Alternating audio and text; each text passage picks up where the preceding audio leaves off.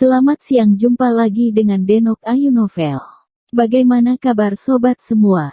Sebelum kita mulai cerita ini, ayo kita subscribe, like, komen, share dan nyalakan loncengnya untuk mendapatkan notifikasi terbaru ketika Mimin mengupload video barunya.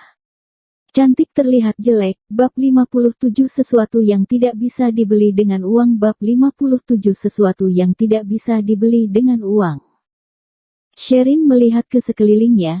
Sherin juga tidak tahu tempat ini ada di mana selain mengetahui nama daerah ini adalah daerah Pelangi, di desa yang terpencil. Sherin berjalan beberapa langkah dan merendahkan suaranya. Oh iya, aku bertemu dengan kekasihmu di sini. Direktur Devan benar-benar memiliki banyak wanita, tidak tahu mengapa, Sherin benar-benar ingin menyindir Devan. Devan menyandarkan punggungnya ke sofa dan mukanya terpasang sebuah senyuman yang jelas. Kamu cemburu. Tatapan Sherin sedikit tenggelam. Cemburu? Tidak mungkin. Apakah kamu ingin tahu siapa wanita itu? Sherin tidak percaya Devan tidak ingin tahu. Senyuman Devan semakin mendalam. Tidak. Aku hanya ingin bertemu denganmu. Mendengar sampai sini, Sherin tidak tahu dia harus menjawab apa. Jantungnya berdetak sangat cepat dan Sherin mematikan teleponnya dengan segera. Sherin merasa dirinya akan menjadi gila jika pria ini terus mendekatinya. Adegan Elsa selesai pada sore hari dan Sherin bermaksud untuk berjalan-jalan di sekitar desa. Nona Sherin, jangan pergi terlalu jauh. Kita akan kembali ke kota dan istirahat setelah mereka berdua siap. Orang yang bertanggung jawab menelpon Sherin ketika dia melihat Sherin keluar dari area syuting. Desa ini tidak besar, orang-orang muda semuanya bekerja di luar dan hanya sisa orang tua dan orang sakit yang tinggal di sini. Suasana hati Sherin yang baik menjadi tertekan tanpa alasan setelah dia berkeliling di desa ini. Personalitas Sherin sebenarnya optimis tetapi dia juga sangat emosional dalam hatinya. Tante, apakah kamu datang dari luar? Ada sebuah suara anak kecil datang dari belakang Sherin. Nada bahasanya bukan merupakan bahasa standar tetapi tetap bisa mengertinya jika didengar dengan konsentrasi. Sherin menoleh ke belakang dan melihat seorang anak yang berumuran sekitar Simon.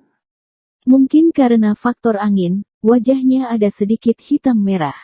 Baju yang dikenakannya juga terlihat lama tetapi sangat bersih. Fitur wajahnya pun sangat cantik dan tajam. Tante, apakah kamu datang dari luar? Anak kecil itu mengulangi pertanyaannya. Sherin mengerti maksud dari luar, yang dikatanya adalah kota dan mengangguk, iya.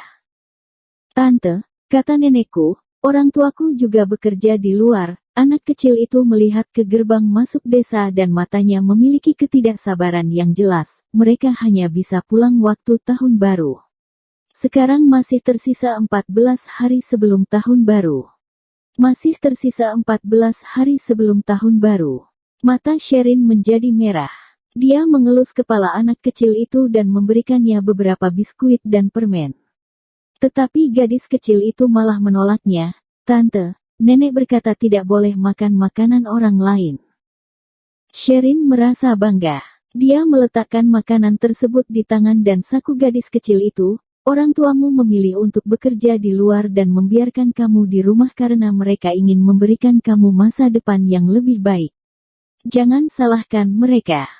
Setelah memiliki Simon, Sherin mengerti tidak ada orang tua yang mau berpisah dengan anaknya kecuali terpaksa. Gadis kecil itu mengangguk, aku tidak salahkan mereka. Aku hanya sangat rindu kepada mereka.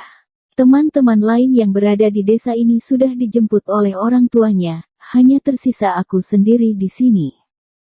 Makanya gadis kecil ini menyapa Sherin ketika dia melihatnya. Sherin merasa sedih dan memeluk gadis kecil itu. Air mata yang ditahan olehnya mengalir. Kapan kamu bisa memberikan rasa belas kasihan yang kamu miliki itu kepada aku juga? Suara yang tidak asing berbicara di belakang Sherin. Sherin menoleh ke belakang dan melihat Devan yang berdiri di jarak tidak jauh darinya. Kamu, mengapa kamu bisa datang? Gadis kecil itu sepertinya sedikit takut setelah melihat Devan. Dia mundur 2 langkah ke belakang dan berkata, Tante, aku akan pulang dulu. Selamat tinggal, Sherin melambaikan tangannya kepada gadis kecil itu. Di dunia ini memiliki terlalu banyak orang yang hidup lebih susah darinya. Apakah kamu sanggup merasa sakit hati untuk orang sebanyak itu? Sebenarnya Devan sudah datang beberapa saat yang lalu. Devan sudah melihat Sherin ketika gadis kecil itu menyapanya. Melihat Sherin menangis karena beberapa kata dari anak itu, Devan sepertinya mengerti kasih sayang Sherin terhadap Simon. Direktur Devan masih tahu dengan kata, susah. Sherin menyeka air matanya dan melihat ke Devan dengan tatapan mengejek. Devan mengangkat alisnya dan berjalan menuju sisi Sherin. Ada beberapa kesusahan di dunia ini bisa diselesaikan dengan uang. Tetapi, ada yang tidak bisa. Sherin memikirkannya, apakah ada kesusahan yang tidak bisa diselesaikan dengan uang?